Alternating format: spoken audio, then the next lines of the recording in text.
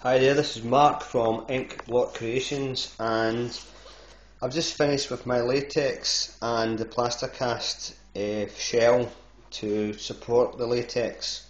Now I've only used 4 layers of this latex.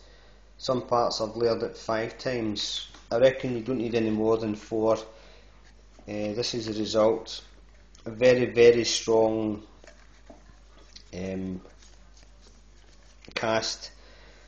And you need for all the little bits, extra bits that needs to be cut. I'd advise very sharp scissors. I used the baby nail scissors to cut this.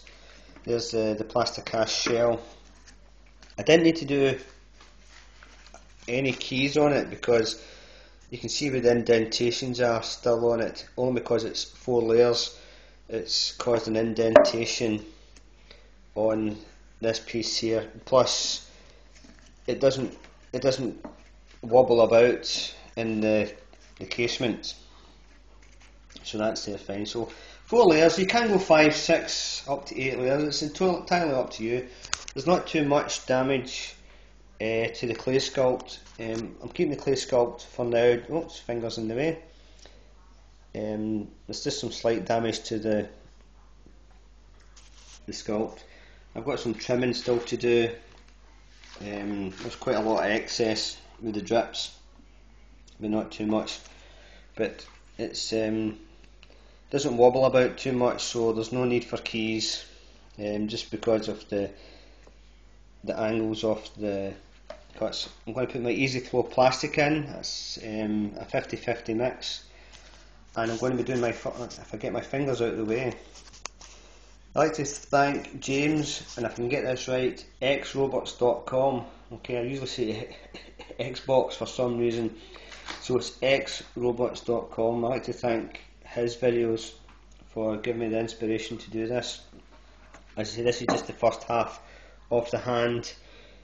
I've got the back to do the clay sculpts lying in the garage, and what will happen is I'll take this off, set it aside, and then do the back with some latex.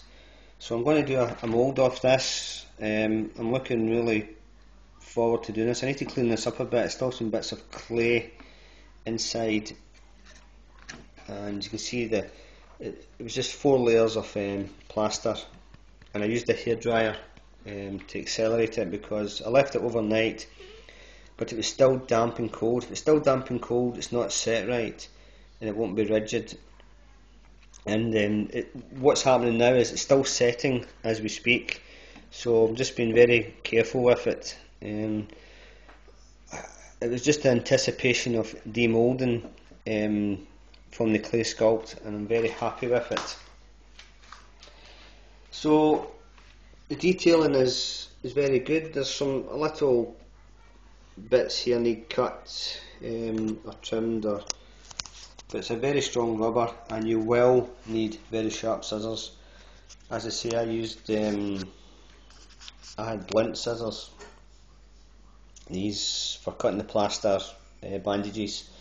The Mod Roc, I used Mod Roc for doing the plaster cast. I only did 4 layers of that, not a lot, and let it set. Give it a good couple of days. As I say, I used a hairdryer.